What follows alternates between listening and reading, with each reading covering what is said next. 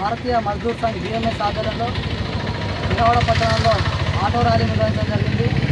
అదేవిధంగా ఆటో బంద్ నిర్వహించడం జరిగింది.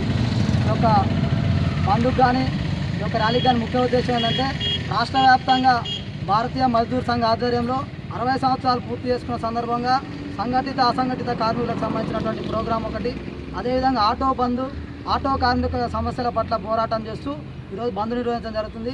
ముఖ్యంగా ఇక్కడ ఉన్నటువంటి ఆటో వాళ్ళకి ప్రతి ఒక్కరికి 10 లక్షల రూపాయల ఇన్సూరెన్స్ రాష్ట్ర ప్రభుత్వం నిర్వహించాలని, అదేవిధంగా కేంద్ర ప్రభుత్వం ఆల్రెడీ దత్తాత్రేయ గారు ఈఎస్ఐ వర్తించే విధంగా ఒక జీవో తీసుకొచ్చినప్పటికీ రాష్ట్ర ప్రభుత్వం మాత్రం దాన్ని పట్టించుకోకుండా ఈ ఆటో కార్మికుల పట్ల వివక్ష చూపిస్తుంది.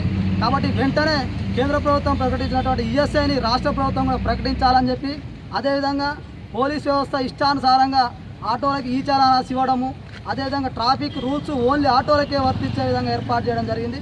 కాబట్టి వాటన్నిటిని వెంటనే ఉపసంహరించుకోవాలని డిమాండ్ చేస్తూ రాష్ట్ర వ్యాప్తంగా బిఎంఎస్ చేస్తున్నటువంటి దానికి భారతీయ జనతా పార్టీ కూడా మద్దతు తెలియజేస్తూ ఈ యొక్క కార్యక్రమానికి పాల్గొన్న ప్రతి ఒక్కరికి కూడా ధన్యవాదాలు తెలియజేస్తుంది.